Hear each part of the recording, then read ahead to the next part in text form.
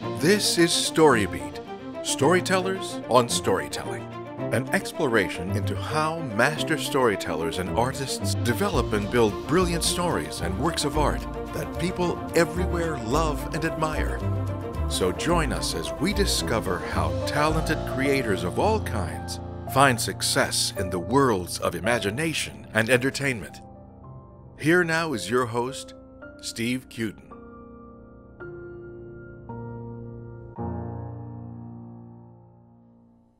Thanks for joining us on StoryBeat. We're coming to you from the Center for Media Innovation on the campus of Point Park University in the heart of downtown Pittsburgh, Pennsylvania.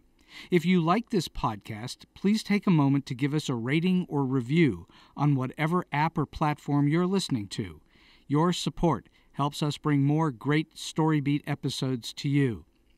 My guest today, the multifaceted Steve Mitchell, has worn many hats over his career. Journalist, cartoonist, screenwriter, and filmmaker. He grew up in New York City and was educated at the High School of Art and Design, Hunter College, and at the New York University Film School. While living in New York, Steve wore two career hats. As a film journalist, he's interviewed dozens of filmmakers and actors for numerous industry and fan publications. He's also worked as a freelance artist and writer for all the major comic book companies like DC, Marvel, and Dark Horse, working on such well-known characters as Batman, Superman, and Iron Man, to name a few. Ultimately, Hollywood beckoned. Steve got his feet wet working for B-movie mogul Roger Corman, where he learned how to think quickly, work fast, and save money. Great low-budget survival skills that can be applied to any project and budget. Steve has directed second unit on numerous features, including Chopping Mall, Transylvania Twist, Munchie, Terror Within 2, Demolition High, Little Miss Millions, Home for Christmas, The Haunting of Morella, Zombie Dawn, and Chain of Command. He also wrote or co-wrote the screenplays for Chopping Mall Killbots, Big Bad Mama 2, Return of Swamp Thing, Against the Law, and Gila. In addition to live action, Steve's written scripts for animated series like G.I. Joe and the Transformers for Hasbro Sunbow Productions, where he met his current writing partner, Michael Charles Hill. Steve's also worked as a staff artist on HBO's Emmy-winning Spawn series, and while at HBO, Steve also wrote for the Paramount TV series Viper. Steve has been a part of Fast Carrier Pictures, a feature, TV, and DVD special features production company where he served as a development executive and screenwriter. He's also produced DVD special features packages for Image Entertainment, Lionsgate Films, Showtime, Sony Home Video, and Fox Home Video. For the Lionsgate DVD release of Chopping Mall, Steve directed a new documentary called Creating the Killbots. This is a rare instance of an original filmmaker creating new bonus materials for DVD. For the 30th anniversary Blu-ray, Steve expanded the edition and produced and directed new documentary material along with commentary tracks. For his producing and commentary work on the Image Entertainment DVD collection Thriller, The Complete Series, Steve won a Rondo Award. The documentary feature King Cohen, The Wild World of filmmaker Larry Cohen, is Steve's latest project, which he produced and directed. It's been selected by over 10 film festivals around the world, winning the Audience Award for Best Documentary, the gold medal, at Montreal's Fantasia Fest. Steve is also lending his voice and knowledge of film history to hosting or co-hosting numerous commentary tracks for Olive Films and KL Studio Classics. Some of the films include The Long Riders, City of Industry, The Devil's Brigade, I, the Jury, and Hell Up in Harlem. Well, I think it's a real treat for me to have my old and dear friend Steve Mitchell on StoryBeat today. Steve, welcome. Well, thanks, Steve. It's nice to be here. I sound very impressive, the way you just laid it out. And just to be very current, I recorded a commentary track just yesterday morning for the John Wayne classic. At least it's a classic to me, Brannigan. Oh, wow. It was that cop movie where he wound up going to London, which he made in '75. That's kind of a fun movie, and it was a fun track to do. So that's on tap to come out sometime in the near future. I remember that. Who directed that? That was directed by Douglas Hickox, who I think he died at a fairly young age. I think he was like 59 or 60 or something like that. He directed a British crime movie called Sitting Target with Oliver Reed, Ian McShane, Jill St. John, and Edward Woodward, who we, of course, loved as The Equalizer. Yes. And, Hickox was an interesting guy. He also did a movie called Skyriders, which was the hook of that was, James Coburn leading a ragtag bunch of rescuers, who used hang gliders to, glide into some sort of mountaintop fortress in Greece to save Susanna York from some bad terrorists / kidnappers. And he also did that Vincent Price movie Theater of Blood. Oh, which yeah? Is, that's kind of a tour de force, sort of horror comedy. That was a lot of fun. I liked Hickox's movies, and he kind of reminded me of maybe the American Don Siegel a little bit. Yeah. He had a lot of craft, and he was a good storyteller. But unfortunately, he didn't really live that long. I mean, and after he did a sequel to a movie that I'm very fond of called Zulu. He did a movie called Zulu Dawn, which was a prequel, which is very good, but was not seen a whole hell of a lot here in the States, and I think it was probably a flop. Mm-hmm. And then he wound up doing television. So, but Hickox is an interesting guy. I mean, I like filmmakers like that, guys who are good storytellers. They have a lot of craft, or high craft, as I call it, and they're not showy. And it's not about the image; it's about the storytelling. Sure. And well, I don't know. I think movies are going in a different direction today, where imagery is more important than story. I think you're right. Well, let's talk about you, your career, and what you're up to, and about how you do what you do. You're a multi-hyphenate. Obviously, you're a writer, director, producer. You also do various graphic work and so on, and you've even worked in animation. Do you have a preference for working in one discipline or another? I like to work, and I think that's what really matters to me. I mean, I've been very lucky that I've been able to sort of dip my toes in different areas. Also, I mean, right now, I will shamelessly plug King Cohen, which I've seen and is very, very good. By the way, it is extremely good. Oh well, thanks. I appreciate that. I really enjoyed doing that project for like 100 reasons, but not the least of which was I was able to do it with like total support from my partners without any interference. And right now, if that's the direction my career goes in, because I have other project ideas, and we can talk about that later perhaps. It's hard to make a living as a writer these days, harder than ever. Especially if you want to do features. There's no real low-budget world anymore. There is, but, it's almost like if you're going to write a script, you have to sort of know how to get it financed. Very few people exist right now that you can go pitch a script idea to, much less give a spec, and have them say, okay, we're going to buy it. And then the movie gets made. I mean, that's how Chopping Mall kind of got made. And we can talk about that later, sure, if you like.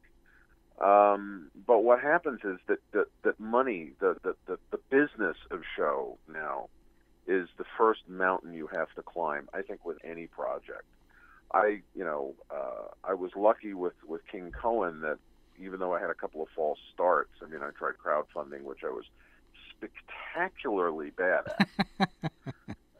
I mean, I think there's a skill set to that I had no idea how it's called begging, and you're not good at it, Steve. Yeah, I guess.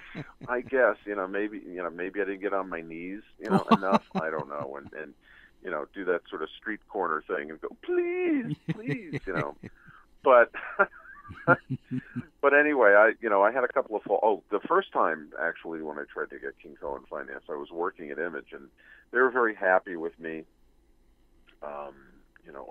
I had done the special features, and that's for the old Combat TV series, and the thing that was that made me look good was that those shows were making them money. I think partly because of the extras that I created, but it was the show that was making the money. But I was attached to a hit, so I had the idea for the Larry Project, and I went to the guys in the front office and I said, "Hey, I got this idea for this this documentary." And they said, "Hey, it sounds great. Hey, hey, when you get it financed and you finish it, bring it around. Maybe we'll acquire it." They were in a position where they could have probably financed the picture, but that's not their mindset.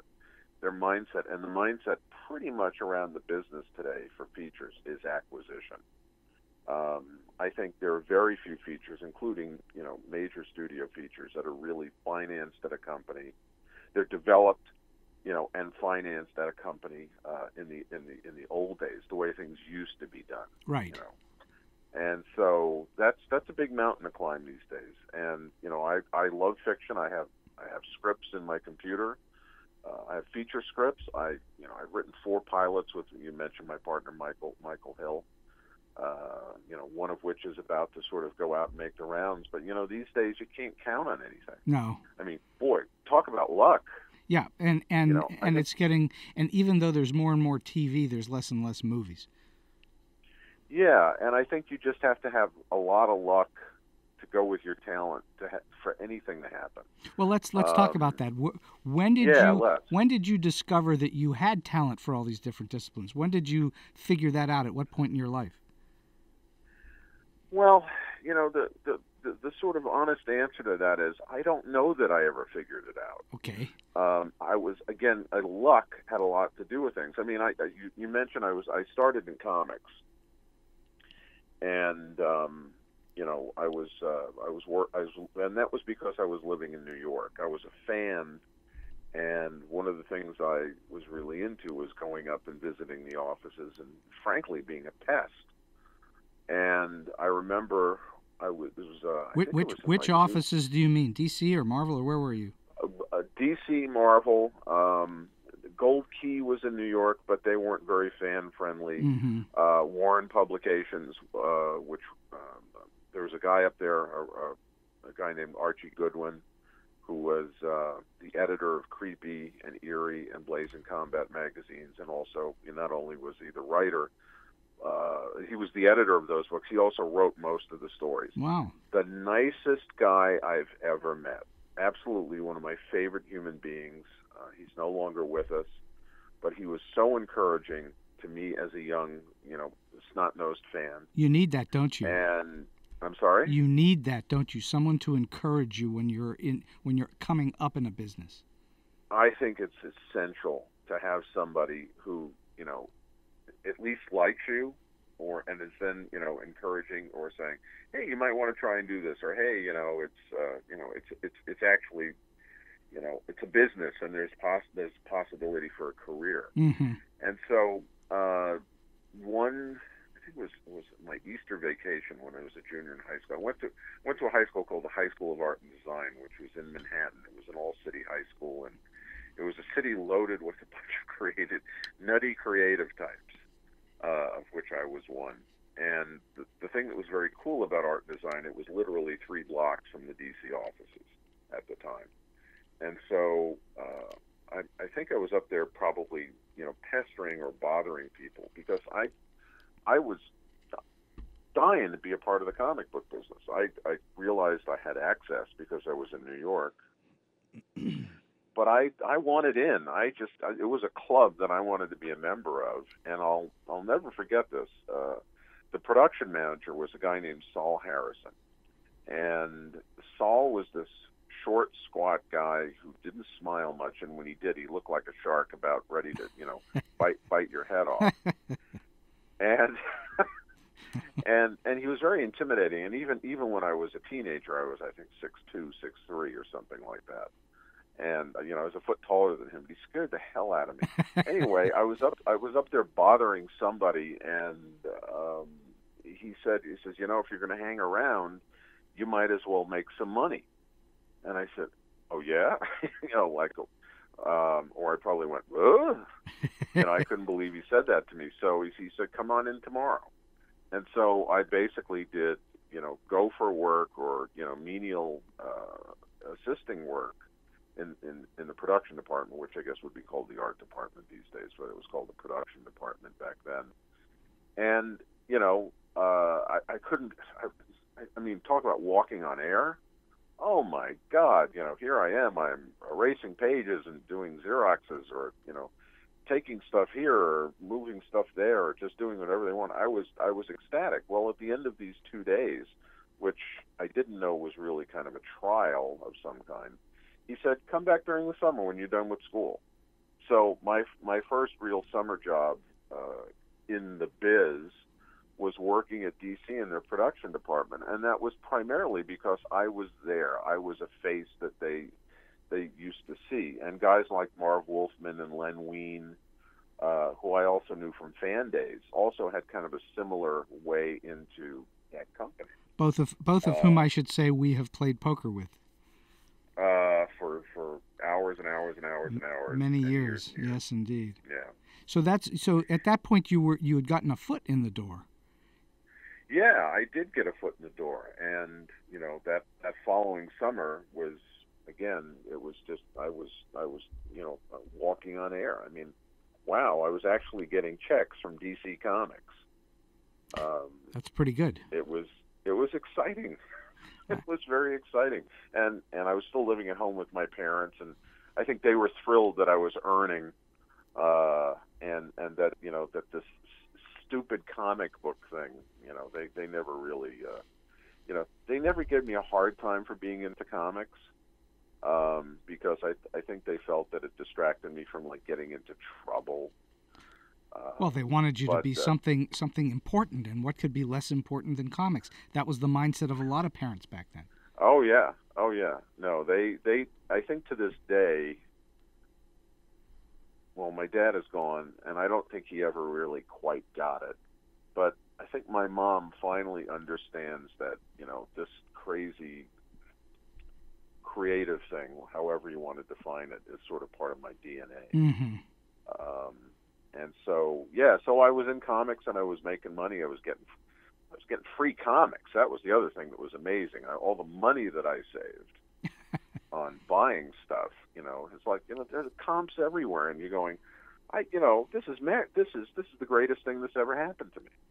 Well, and that was kind of how I got into the business. Well, that's really cool. That's a way to do it. That you went up and now it might be a little more difficult for people to do something like that today, mainly because terrorism and so on have probably put a lot of security barriers in the way that you probably didn't experience back then. Yeah, you had to get in past the receptionist and stuff like that. But the world was a lot looser in those days. Right, exactly what I mean. So, all right, let's talk for a bit about your latest baby, King Cohen, which, as I say, I saw a couple of days ago and was absolutely riveted by what a madman Larry Cohen is and how well you captured it, and how brilliant he is, and how the wonder of how he got away with all the stuff he got away with is just boggles the mind. And so let's talk about that. How did King Cohen come about? What did you do? How did it come to you, or how did you go to it? Well, it kind of started with the IMDb. I think one day I was checking out one of his credits for some reason or another. I'm not entirely sure why, but I was at his page, and I'm a credits junkie. I've been a credits junkie ever since I was a kid. Mm-hmm. I mean, there would be movies that I would watch that I would not be interested in watching, but I would watch the first 5 minutes because you could see who the players were, you could see who the cast were, who the filmmakers were. Right. But it was one of those things where I had a question in my mind, and I went to his page, and I was, if you go to the IMDb page for most multi-hyphenates, if they're writers, the writing credits come first. And so I was looking at Larry's writing credits, and I said, oh my God, there's a ton of stuff here I don't know. And I was sort of re-impressed with Larry because I knew he'd done a lot of television work in the 60s before he started doing his own pictures. But the amount of credits that he had was surprising to me. And then I noticed that the credits that he had in television especially were throughout his career, there were feature credits as well, but I'm going, wow, so let me see. He was working in mainstream TV while he was doing his crazy, idiosyncratic, Larco pictures. Yeah. That was the name of his production company. Yeah. And I'm going, I don't know that anybody's ever done that before besides him. Oh, it seems like he's done a lot of things nobody's ever done before. Well, ultimately I found that out. But the thing that struck me and the thing that kind of inspired the idea for the documentary was, unlike most people, he was never pigeonholed. He was never, put into a box. Right. He sort of did what he wanted to do at will. And if the people listening to this podcast know that when you work, say, in the 60s or the 70s or even the 80s, things changed a bit in the 90s. If you're a TV guy, you're a TV guy. If you're an indie guy, you're an indie guy. If you're a B filmmaker, you're a B filmmaker. That's right. Hollywood liked to sort of know what to do with you, and they wanted to know what corner of the playing field that you were supposed to be assigned to. And Larry's attitude is, well, screw that. I'm going to do whatever I want when I want to do it. And in Larry's case, his gift, his superpower is he had the talent and the imagination, which I think is his greatest gift. I mean, Joe Dante says in the movie that Larry's an idea machine. And Larry is an idea machine. That's just how his brain works. Mm-hmm. He always has ideas. And Larry somehow managed to take, his will, his impatience, his intolerance, and his creativity, and make this career that lasted half a century. So I kind of put all those things together, and I said, maybe this guy deserves a documentary. Because everybody thinks the only B-movie maestro was Roger Corman, which is, patently untrue. Roger deserves, the attention that he has gotten, and, right, and the street cred that he has. But he wasn't the only guy, and to me, Larry seemed like he would be an interesting guy to do a movie about. Anyway, long story, just slightly longer. So, I was working at Image, and I had the idea, and as I said before, they just wanted to acquire it. And so then I went about trying to figure out how to produce it. And, again, the crowdfunding thing, I was spectacularly bad at. And then this idea just wouldn't go away. It was locked in the back of my brain somehow. And I met a guy named Matt Verbois, who is the co-owner of a movie soundtrack label called La La Land Records. I'm a movie soundtrack geek. I love film music. And we met, of course, at Comic-Con. Again, I think that what's emerging here is, like, it's not a matter of who you are, it's sort of a matter of where you are and the timing of that. Because I met Matt at Comic-Con. He said, "Are you the Steve Mitchell that wrote Chopping Mall?" And I said, "Yes, I am." And he says, "I love Chopping Mall." Which is it's amazing. When we made Chopping Mall, we didn't know if anybody liked it at all, and then 30 years later, everybody tells me how much they love it, which is very gratifying. That's a nice thing, isn't it? Because I sort of get the same thing off of Jekyll and Hyde, where people, I'm not expecting it, so I understand what you're talking about. Yeah, you never know. You really never know. You do the work, and you hope that people like it, and hopefully it can do something for your career. Right. But you never know what the response is to it until, decades later. I mean, the Internet has helped, connect all of us, in a sense. In the old days, the movie would go out into the ether, and then you never know what was what. But because of the Internet, there are places you can go, and you can see whether people like your stuff or hate your stuff. Anyway, so Matt and I got to know each other socially. And at one point he said that he and his partner were thinking about maybe trying to do other things. And, of course, that sort of, barely penetrated my cement-like head. And then, I don't know, I think it was 3 or 4 months after he said that, I said, maybe Matt might be interested in doing this. So we had, and I've talked about this before, sort of this fateful lunch. And, I finished eating my food and digesting, and I said, okay, this is what I wanted to talk to you about. I want to do a documentary about Larry Cohen. And literally, before the N in Cohen was sort of out of my mouth, Matt said, I'm already interested. And then by the time the lunch was officially over, he said the magic words, "I don't know how we're going to do it, but we're going to do it." Now, Matt is a creative guy, incredibly smart, but he's also a businessman. And, you know, he's been running his co-running his record label for, I don't know, I think it was about 13 years at the time. And so he had an idea about how to go out and get money, which is, if there's going to be any moral to this podcast, is creative people, you need to know people who can get money. It's all about the money. It is. It's to quote Eli Wallach from The Good, the Bad, and the Ugly. It's just, you're just about the money. You're about the filthy money. But unfortunately, that's the world we live in. You can't just be a writer and hope to make a living anymore. Well, because these things that we make are very expensive. There's nothing that you make that's super cheap. Even a very, very mini budgeted movie is still going to cost thousands of dollars. It's not going to cost nothing. Yeah, I mean, even I have a friend who is making low budget family movies, and he had this idea, and he's a guy who has enormous experience, and he figured out what he needed in terms of hard cash to make the movie.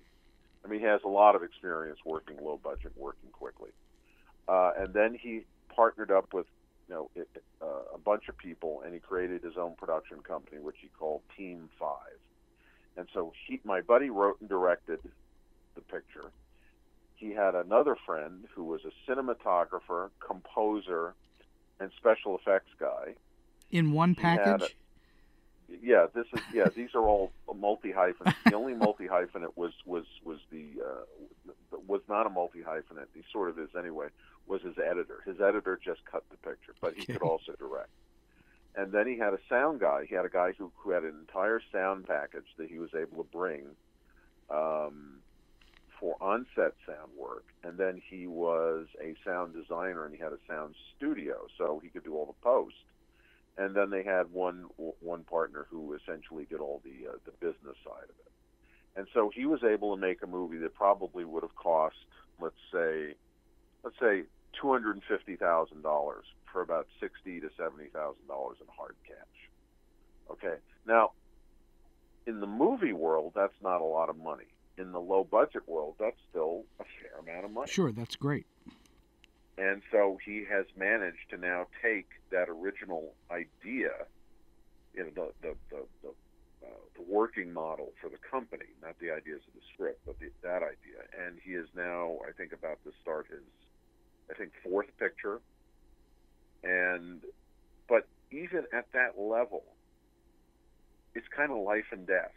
You know, every movie today, and I say this a lot, is life and death for the filmmakers and the creators. What happens is, if you flop with anything, your career potentially is over. Because money, and I think the film business has always been about money, just like the TV business. Sure, it has. About money.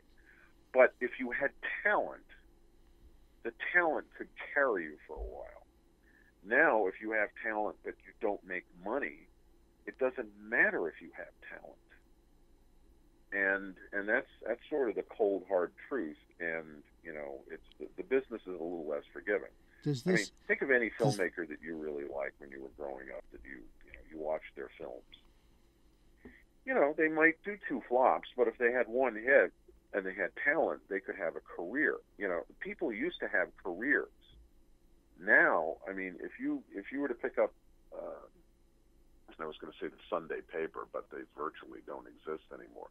But if you go to wherever you go on opening day, actually, Steve, they only exist virtually. Yeah, I know. When was the last time you saw a copy of the LA Times? My God, it's changed since you used to live here. I know. Even the New York Times, to some degree, is a much smaller version of what it once was. Of course. But anyway, when I grew up, I could go to the Sunday New York Times or the Sunday LA Times, and you would see the movies that were going to open that week, and you could look at the credits, and you got a sense of who was doing what and whose movies were coming out. And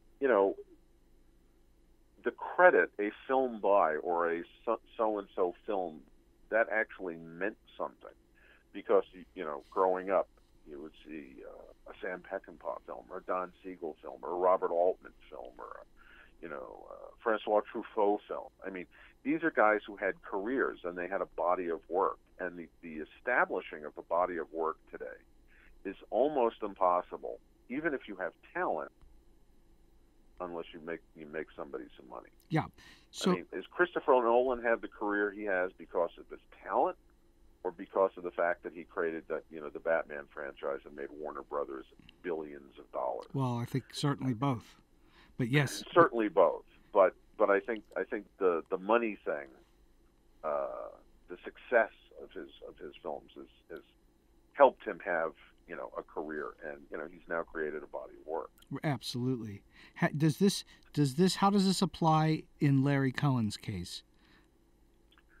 Well, Larry, a friend of ours once said, a career is basically a triangle: luck, timing, and talent. And I think in Larry's case,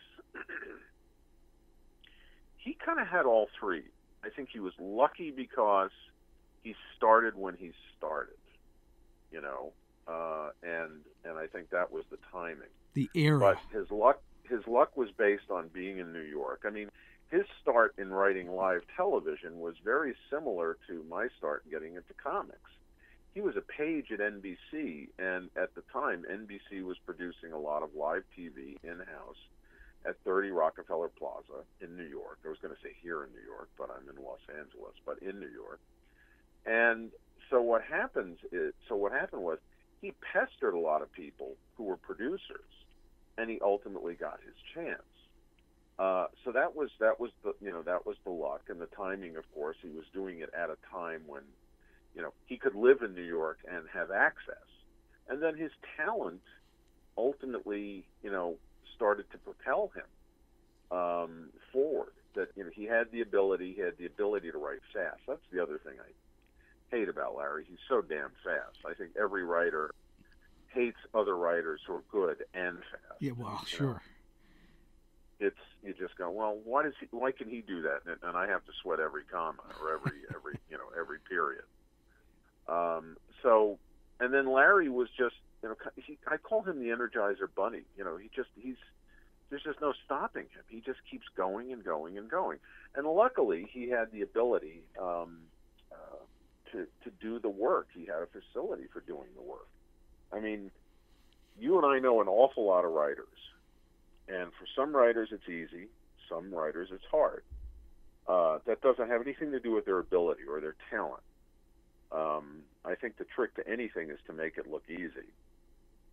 But I know there are days when I've sat at the keys and I'm trying to work out a script or story, and it's like swimming through molasses. It's just the toughest thing in the world.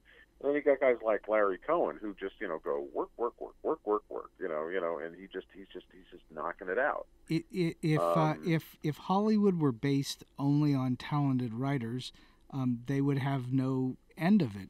But unfortunately, it's not based on that, and there are tons of talented writers who can't get arrested. So that it's hard. Well, the thing that has struck me over the years is that you would think that Hollywood was a meritocracy. No. But it's not. No. In certain cases it is. Like, okay, Stephen Bochco and Stephen Cannell and guys who are workhorse creative guys. Their success is based on their talent, I think, in a lot of ways. There of course there are other factors involved, but their success is based on ability.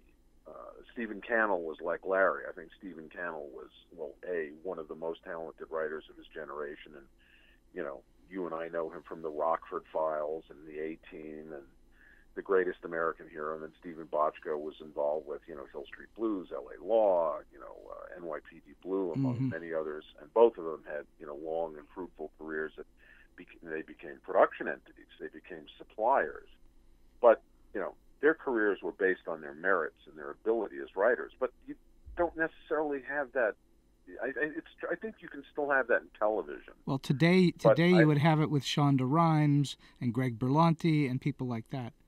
Oh, Ryan Murphy's another guy that comes to mind. Sure, of course. And meritocracy does sort of exist in television, but in features it doesn't. Even William Goldman, who was probably the godfather of modern screenwriting and certainly one of the best screenwriters of his generation ever. Yeah, and he's got a couple of Oscars, I think, to back that up. He was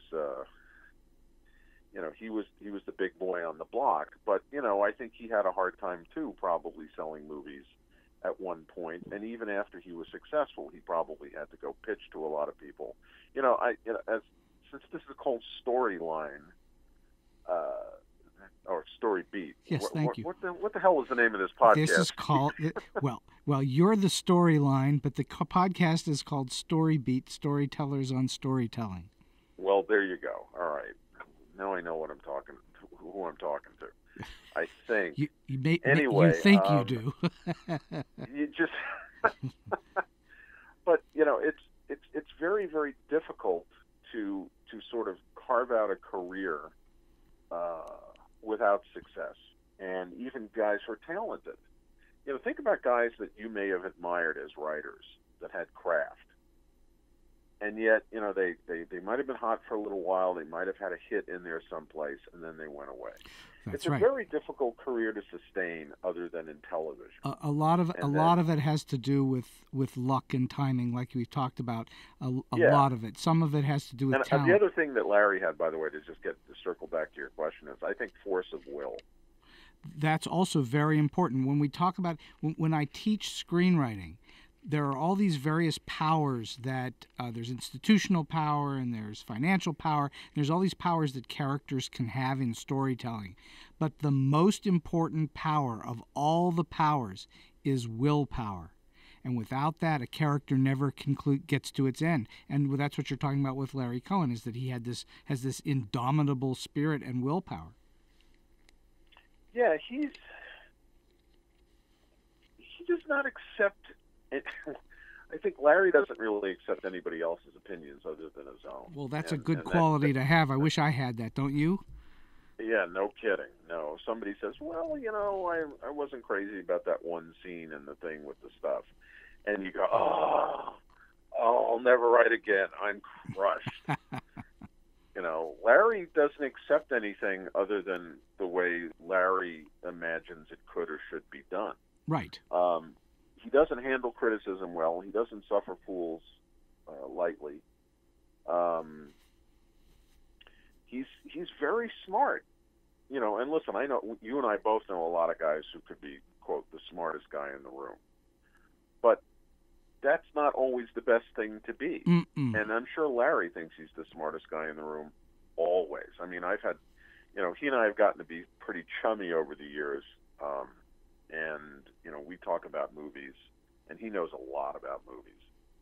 But I know a lot about movies. And he and I have gotten into numerous, I wouldn't say head-banging arguments, but let's just say that, finger-wagging arguments and knuckle-banging arguments. I'd pay money. Metaphors aren't that good today. You should have videotaped that. I'd pay money to see that. Well, there's a movie that was made in the 70s called The 7-Ups, which is kind of an unofficial sequel to Sure. French Connection. Yes. It's a movie that I like, and it's a movie that has sort of grown in popularity, at least in my universe. And Larry said, the car chase should have been at the end. And I said, no, the car chase was a mountain for the character to climb in the middle. I mean, there's this fantastic car chase in it, by the way, in the middle of the picture. And he says, no, the car chase should have been at the end. I said, no, the climax they had at the end was the appropriate. And it was like back and forth, and he just wouldn't give. And because if he thinks something should be a certain way, then, damn it, it should be the way he thinks it should be. Mm-hmm. So, all right. So let's talk about how you put this thing together. You obviously went out and shot a lot of interviews, and you somehow assembled all this footage from all these different companies. I imagine that whole process of just gathering material from original interviews to old material was a daunting and difficult process. Describe what you went through to do that. Well, it started with getting Larry to come on board. And basically, I said I want to do the project, and he said he'll help me any way I can, because I think it appealed to his vanity. Well, of course. But he had this tremendous archive because he never threw anything away. And we started with Larry, and I think the first interview session I did with him was 3 hours, at least. And that was one of, I think, 4 sessions, and I think I did a day when I did some B-roll with him at his house. So I had probably, between the interview sessions with Larry, the footage I shot in Indiana, where he's at a horror convention, and other stuff here and there, I probably had somewhere in the vicinity of 16 to 17 hours worth of footage. Right. So that's daunting in and of itself. How do you make sense of all of that? And then I talked to, 30 people. And I talked to them for at least a half an hour to an hour and a half, depending on who they were. Michael Moriarty, I think I talked to for about an hour and a half. Fred Williamson, I talked to for about an hour and a half. But on average, let's say I talked to 30 people for an hour. Well, that's another 30 hours worth of material. Right. And the daunting part was making sense out of it, because when you do a documentary, there's no script. You create the narrative in the editing room. And I had a general idea how I was going to do it, but I didn't exactly know how I was going to do it. Now, the good part was I had probably more raw footage than I ever could have possibly wanted. So that was a good thing. And then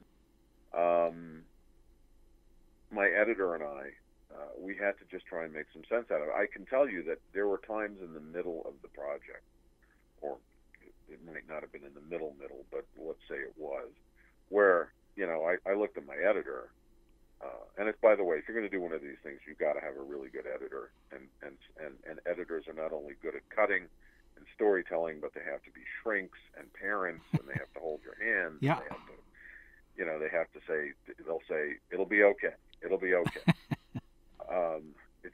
I guarantee you talk to any filmmaker who has any kind of a relationship with their editor, all of that is part of it and more.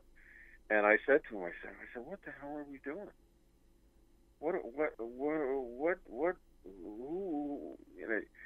the point where I was sort of like, inarticulate and speechless.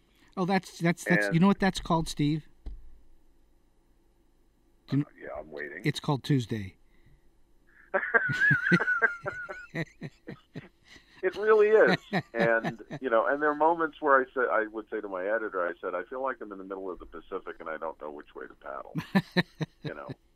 But somehow, our mantra on the picture is we'll figure it out. It was at the beginning, we'll figure out how to get it financed, we'll figure out how to find the people to interview, we'll figure out what to do with the footage.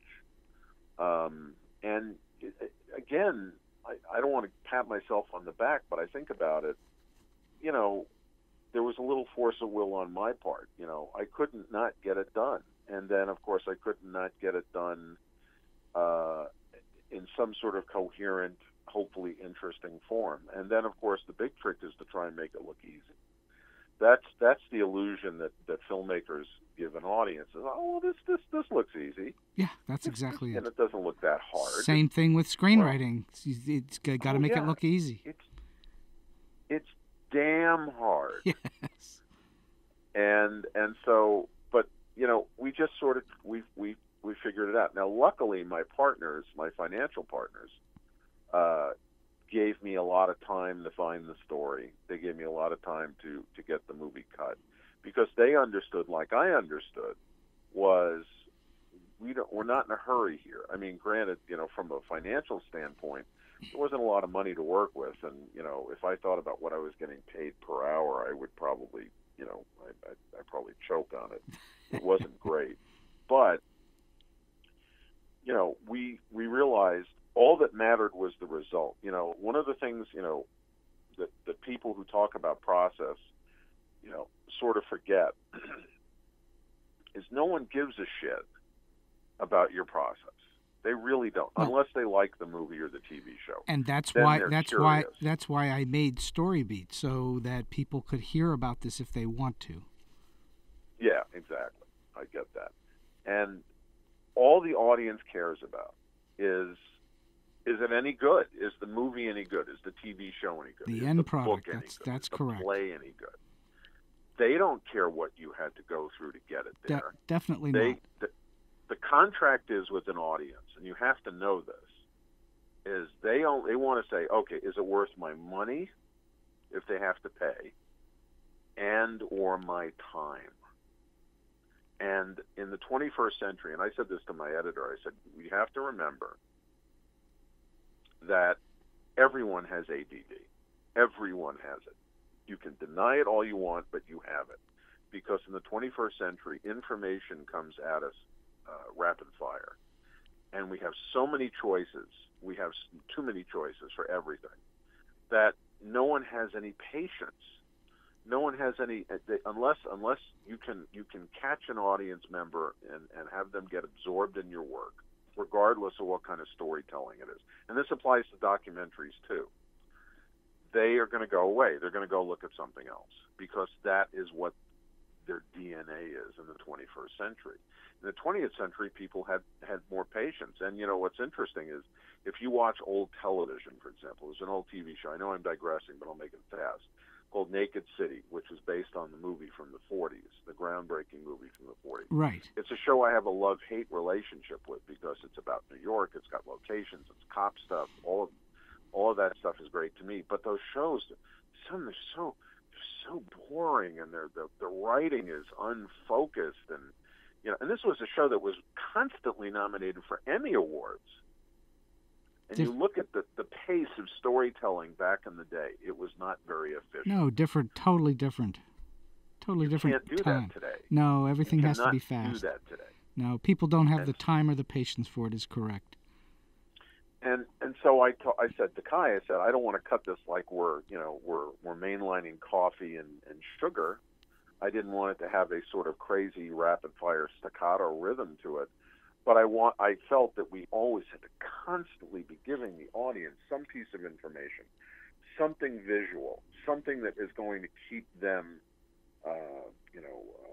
absorbed. And that's exactly what you did. You did a very good job of that. Well, thanks. I really appreciate that. I really do. The other thing is, and this is an important thing for all writers or all creators, the most interesting thing for audiences, the most special effect of all for audiences, are great characters. And I was fortunate with Larry that he was such an interesting character beyond his work. A great character. You couldn't write a Larry Cohen. It's not possible. You really couldn't, could you? No. He's too unbelievable, and yet there he is for real. So yeah, you couldn't write him. And he is he is a sort of a product of another time. I don't know that you could have somebody like a Larry Cohen in today's world. I mean, I'm sure that there are always going to be exceptions, but you know, Larry's a creative machine, but he's an adult. I mean, there are a lot of young people who get involved in filmmaking and storytelling on some level, and they may be creative machines, but it's through different filters. I think the fact that Larry is very knowledgeable about film. I mean, Larry could be a film teacher. You know, he's like Martin Scorsese. They could teach courses at college, you know, from now until the end of days. That makes sense. And they'd be great teachers. I mean, Scorsese, who of course is in my movie, is a great film historian, and he understands how it used to be, and then that informed who he is as a filmmaker. Well, I think the way Hollywood used to be informed Larry as a filmmaker, and I don't know if the world is sort of wired in a way that there could be another Larry Cohen. I'm not saying that there couldn't, but Larry is a hyphenate, by the way. There are very few triple hyphenates, as we say in the film. they don't come along very often. Maybe No. one in a generation. You know, we have Tarantino now.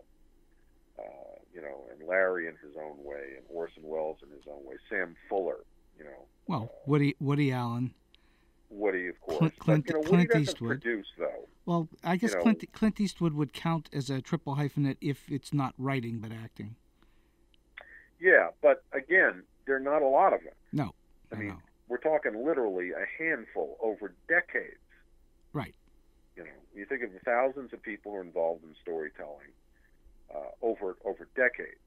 You know, closing in on a century of film storytelling. Even with sound, let's say. I mean, that's the 100th anniversary of the invention of sound in movies. It's closer than we think. Mm-hmm. Well, and then over the course of that time, there are not a lot of these guys. No. It's very interesting. So speaking of these guys, you had John Landis, Mick Garris, Michael Moriarty, as you say, Martin Scorsese. You got Tracy Lords, for heaven's sake. How did you go about getting these people? Well, you try and figure out their contact information, and then you go after them. Landis was fairly easy. Mick was fairly easy to get. Scorsese took a while, but my partner Dan McKeon was sort of assigned with the getting Scorsese to talk to us task. And there's an interesting story. I'll be very quick about it.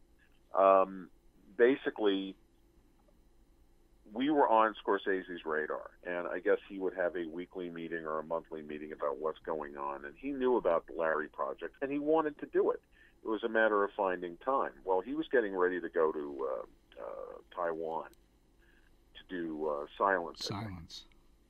And he was literally wrapping up all the things he had to do before going away, but he wanted to do the Larry Cohen thing.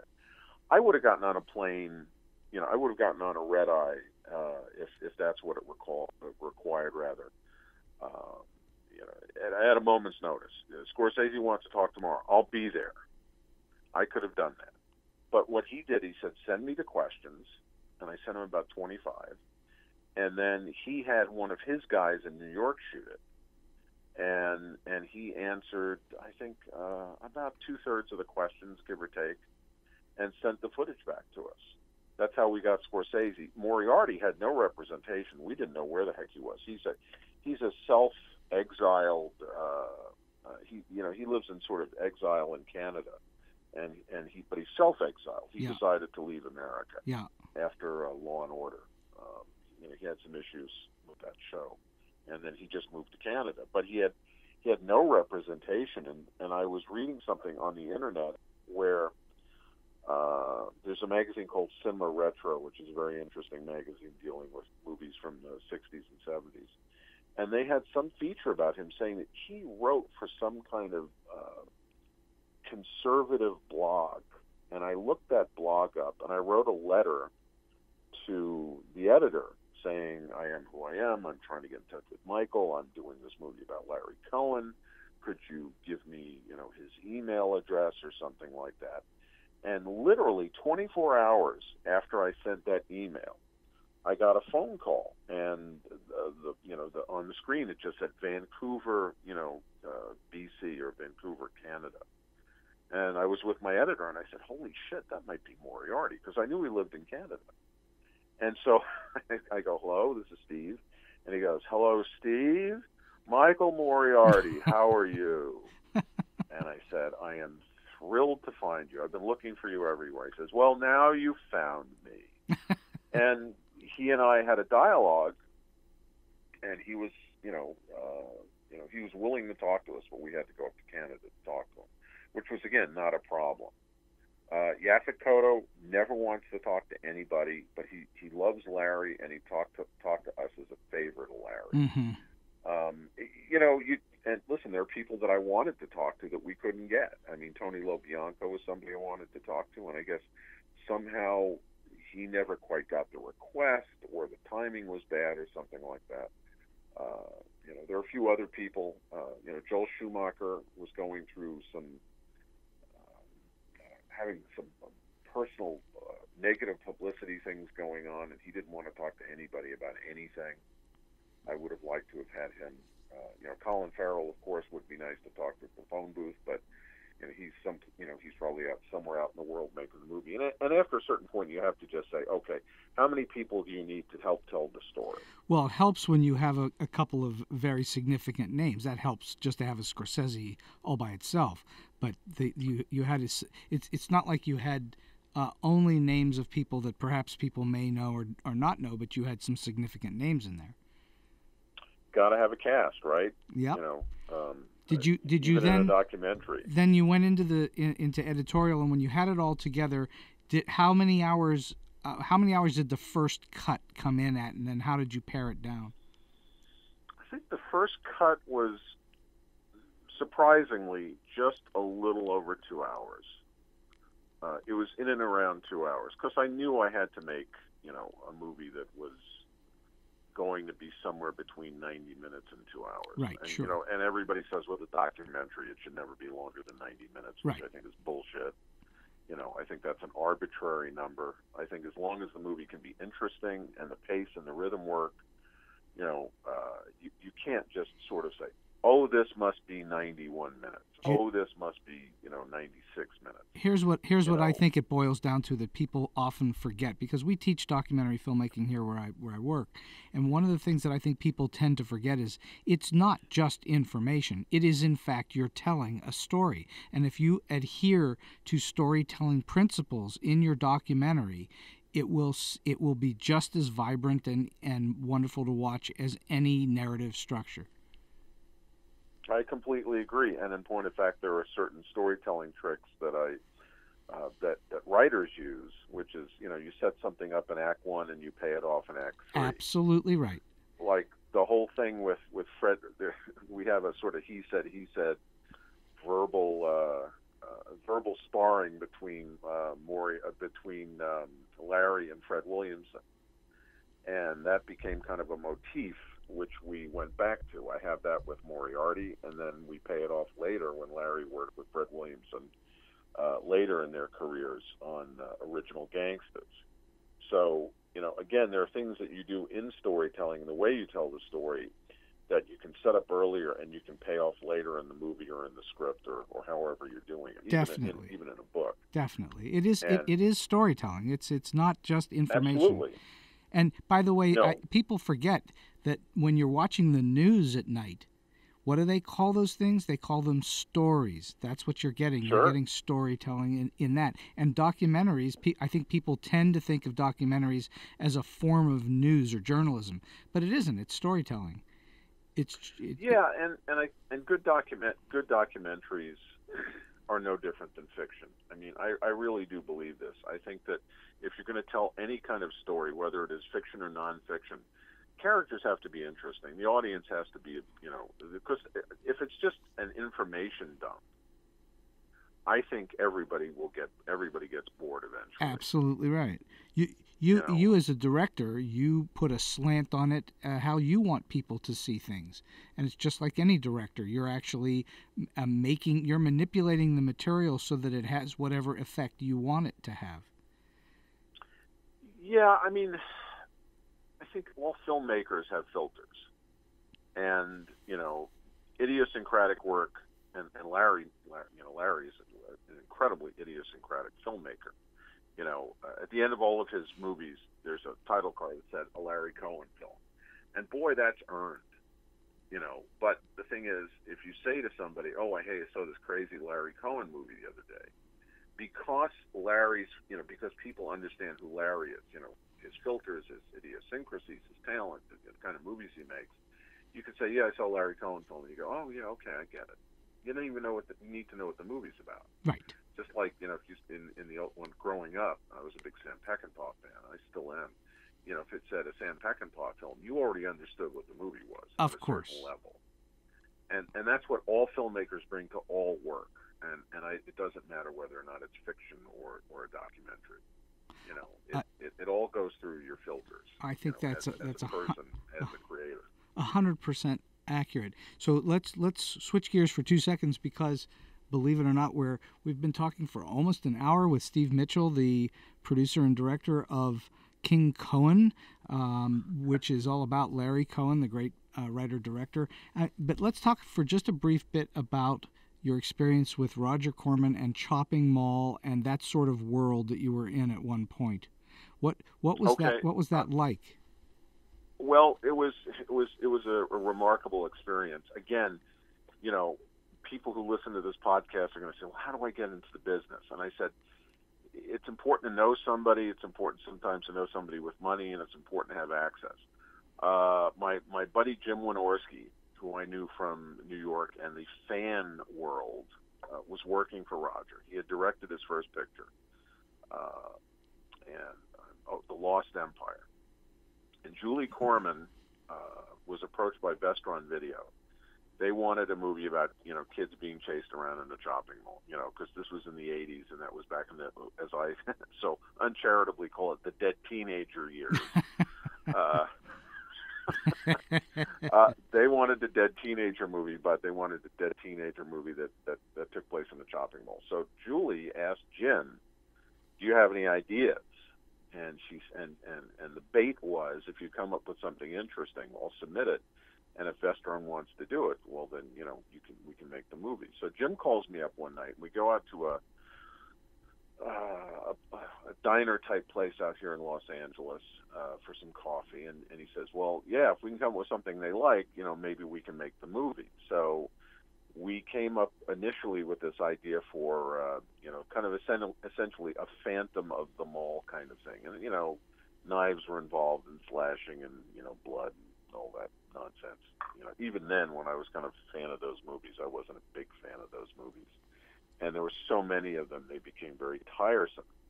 So, but we worked out an idea that sort of made a certain amount of sense, and we thought it was pretty good. And then Jim said the magic words, "What if we do it with robots?" And I think I had a moment where I sort of, went, okay. And so we retooled the beats, and it was really sort of, half synopsis, half story beats. It wasn't at all sophisticated, what we put together, but we put it together literally overnight. And Julie submitted it to Vestron Video, who was financing movies at the time. It was back in the go-go 80s when home video was really a great alternate source to get movies made. And so whatever it was that we put together was submitted to Vestron, and Vestron said, "Okay, we'll finance this." And so Jim made a deal with Julie, and in essence Roger. And then I had my deal with Jim, and we co-wrote it. And I think we put it together in about a month. We wrote it in about a month, and I think we had X amount of notes and rewrites that we had to do. And then we basically made the movie. It was like grad school for me. I mean, I had been to school, I had made some small films, but this was really grad school for me. And I was there from soup to nuts. I mean, the movie has no casting credit on it. That's because Jim and I were the cast. We did the casting on the picture, in association with some of the people up at Roger's office. Right. And so, I did some of the original, visualizations for the robots, which were not great, but at least they were a place to start. And, we bumped into Robert Short, the guy who created the robots, at a restaurant around the corner from Roger's. Jim knew, Robert Short, and he said, "Hey, Bob, come on, I got an idea, something might be good for you." And we literally sort of laid the idea of the movie out, which was called Killbots at the time, for Bob. And Bob ultimately said, "Yeah, I can do this." And he came up with some designs, and ultimately we found the design that we liked, which is the design of the robots that exist. And he made the robots, and we made the movie. I mean, I directed, I think, 9 days of second unit. I did not only the majority of the robot stuff when the actors weren't involved. I did some of the stuff when the actors were involved. And I also did scenes with actors. And I was on set every single day. I was involved with the post every single day. I was there for the sound mix. I was there, the day we first heard the music. I mean, I was involved every step of the way, and it was the greatest experience you could ever have making a film, because you just didn't sort of write the script and then let it go. I was around. And the Corman experience, I mean, I have, it had its ups and downs in a lot of ways. But again, back in the 80s, when things were more of a throw it against the wall and let's see if it sticks kind of environment, you could do this kind of thing.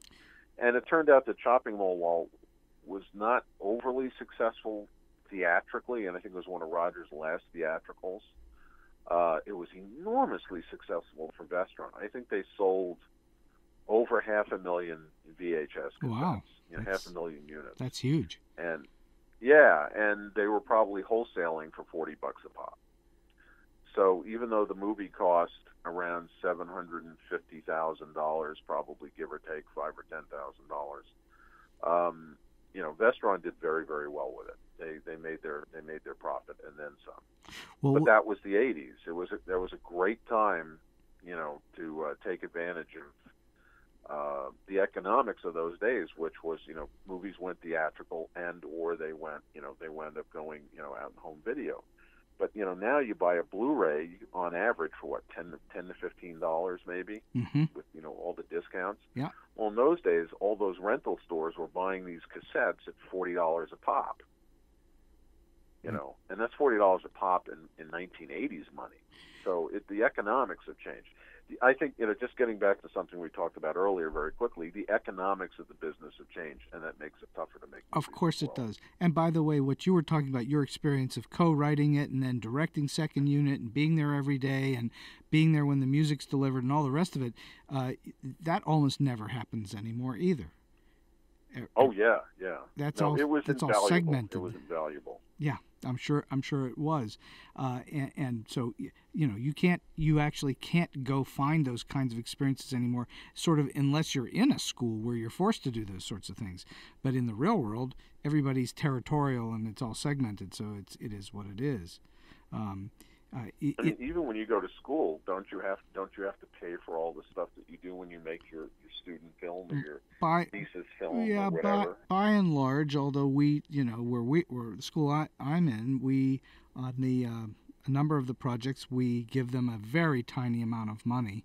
And I mean really a tiny amount of money, and if they want to supplement it with a Kickstarter campaign or something like that, they can. Of course, I advise them not to call you because you suck at those things, but that's a whole other story. I'm the last guy in the world to call for advice when it comes to crowdfunding.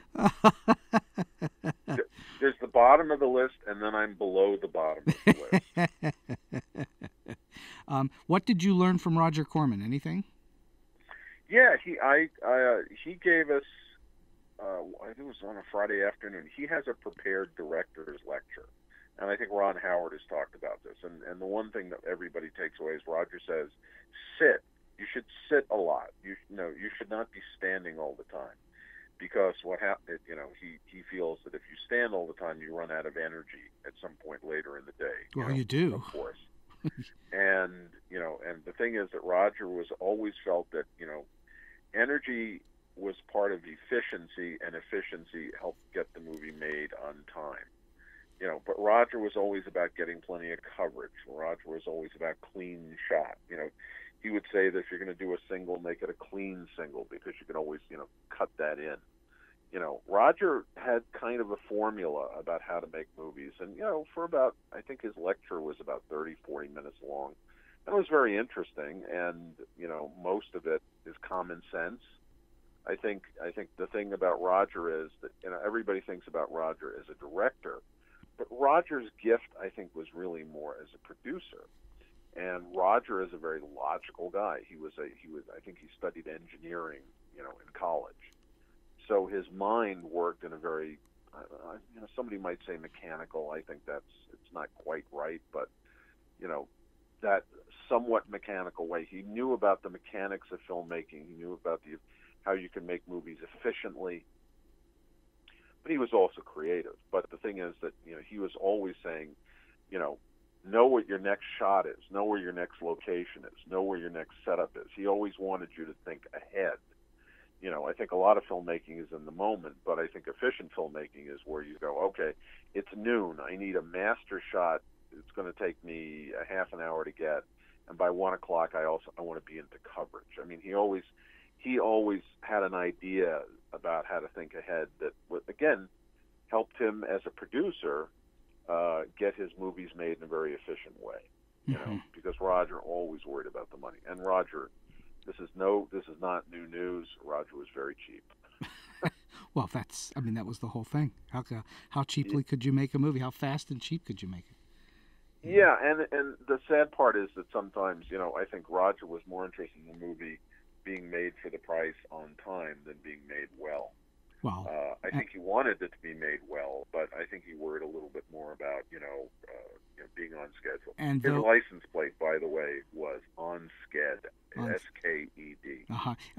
I think what you're saying, the fast and cheap method of movie making, he obviously made a lot of movies, and he made a lot of movies that did very well in a variety of different venues.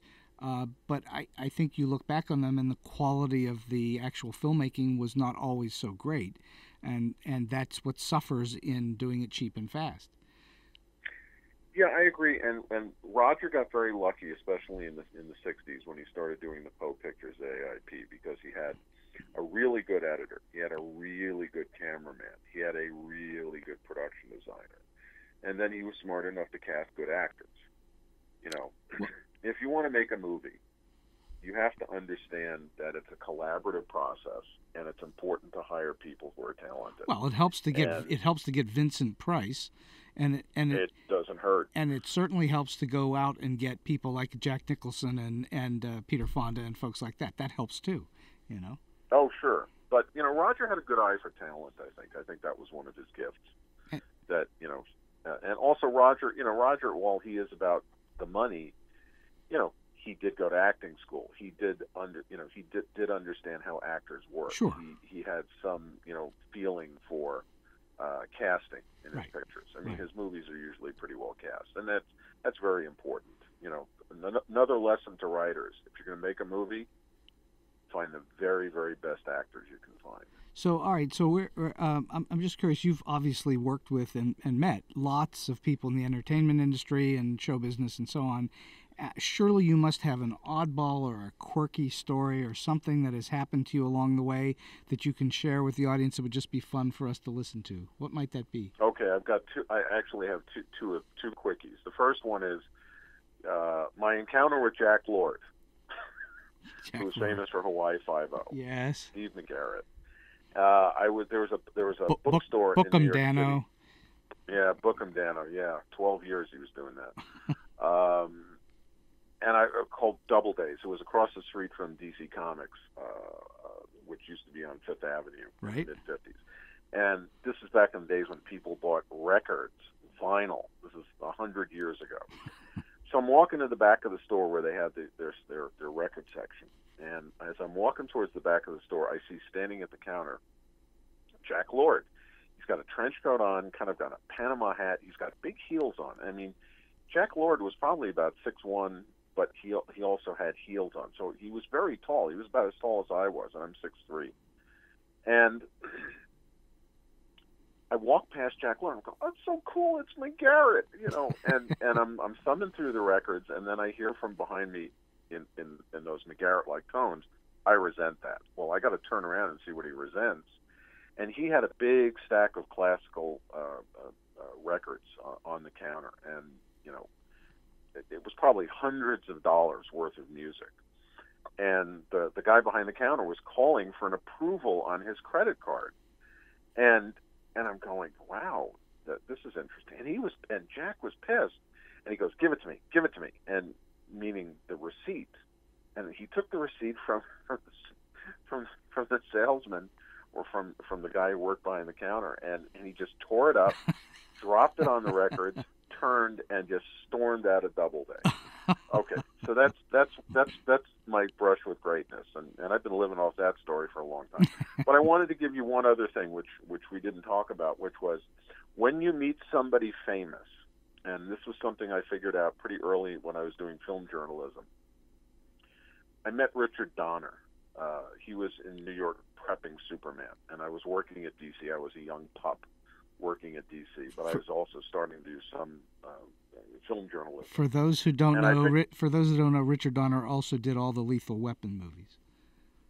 Oh yeah, Richard Donner. Talking about a career, he's had a hell of a career. Yeah. But when I met him, he had just a movie had come out called The Omen, which was a big hit. It was a big mainstream horror movie. Big hit. Very good picture. Donner did a great job. So I'm sure everybody would say, "Oh, I love The Omen. It was so great. Oh, it scared the hell out of me and my girlfriend," And I'm sure as a filmmaker, you always love to have, somebody say, "I think your work is really good." What I figured out was, how do you give the guy a compliment without it being the same compliment as everybody else? And I knew that he had directed a lot of television. And at the time, he had directed, I think, a handful of Kojak episodes in season 1. And they were actually very good. And even Richard Donner's TV work is very good. And you could tell he had more, he was a better than average TV guy. He had more talent than the average TV guy. So I said, "By the way, it's so nice to meet you, Mr. Donner, and if I can just say, those early first season Kojak episodes you did, I thought were really great." And the look in his eyes told me, he says, "Wow, you noticed." And so if you ever meet someone famous, try and find out what they've done in the past. And then find something interesting that you can talk to them about, which is not the obvious, it's not the thing that they've heard about 175,000 times. Mm-hmm. So that's a little trick that I pass along to you and to your listeners, which has sort of served me well, actually. Well, that's a great tip. That's a great piece of advice. And certainly it's always interesting to meet people, especially your heroes, and you hope that they live up to your expectations, because sometimes in life, famous people, whether they're actors or writers or directors or whatever they are, sometimes in real life and not on their camera world, they are not quite what you would expect, and they can occasionally be disappointing. And I hope that anybody that gets to meet their heroes feels good about it, Oh, sure. Yeah. Another one real quick story. I met Robert Wagner one day. I was working on a project, and we were doing some research, and we got a chance to meet him. And when I met him, I said, "Oh, it's so nice to meet you, Mr. Wagner." He goes, "Call me RJ," which is, Robert John Wagner, I think is his full name, and everybody calls him RJ. And one of the things that was interesting about him was, one, he was completely charming and friendly and interesting and outgoing. So, he was everything I kind of imagined he might be, but more. But the one thing that I found most interesting about him was, and again, I used that trick about picking sort of a semi-obscure credit. He had done a movie for Universal in the 60s called Banning. It was a kind of a soap opera melodrama about the golf world in Palm Springs. It's kind of an interesting movie. And I mentioned how much I liked it. And the first thing he said was, "Yeah, the guy who directed it was really interesting." There's a guy named, I think, Ron Winston. And R.J. Wagner, my buddy R.J. Your close personal friend. For an hour or so, the time I spent around him, I felt like I'd known him forever. Nicest guy in the world. But he was always very quick to say good things about other people. He never talked about himself. He talked about Ron Winston and how good he was, and I think Ron Winston passed away at a young age, and he felt bad about that. And if you read his books, he's always talking about other people. It's like he talks about how lucky he is, and he talks about his career was his career because he met great influential people.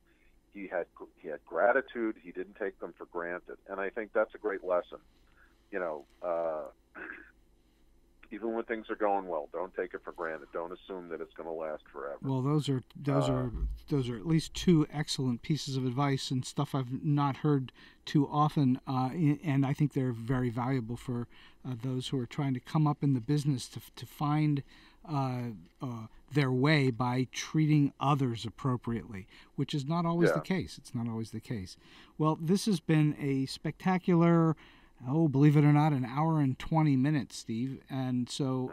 well, you know me, I never shut up, right? But, well, we found the right place for you. At long last, we found the right place for Steve Mitchell. And so I want to thank you so much for coming on the show today. I'm sure that people are going to get a lot of very interesting information out of it, not only about you and the world, but also about their careers. So thank you so much for coming on. Yeah, it was my great pleasure. I look forward to doing it again, maybe somewhere down the line. Well, that would be great. Let's plan on that.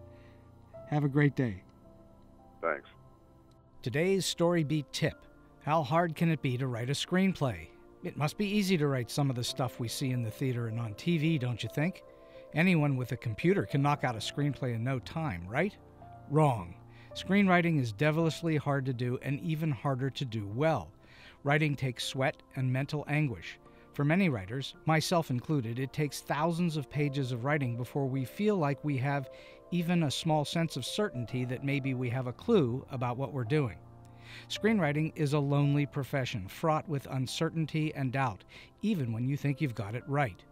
It takes incredible bravery and courage to pour your heart out and soul onto a page, and to allow others to render their opinions about it. Your work is subject to the whims of everyone, including, but far from limited to, friends and family, colleagues, other writers known and unknown, editors, studio readers, assistants, interns, producers, writers, actors, camera operators, costumers, art directors, drivers, marketers, publicists, critics, and let's not forget the general public. Is it any wonder that the stereotype of Hollywood screenwriters is that of a self-conscious neurotic? Screenwriting is this simple. Figure out how to create unique characters in search of a powerful goal within a compelling story, and construct a screenplay that is easy to read and understand, one that moves the story and characters along in a brisk, memorable manner, such that a producer and a studio will be willing to expend massive sums of money and time, possibly years, in the hope that millions of people will line up to pay their hard-earned money to watch what you have wrought. Piece of cake. But if you believe in yourself, that you have the ability to craft a big-time story, then you are not alone. If you remain undaunted, then stay true to your goal. Becoming a professional screenwriter is possible. After all, there are lots of writers who manage to sell their work. Otherwise, there'd be nothing for us to watch.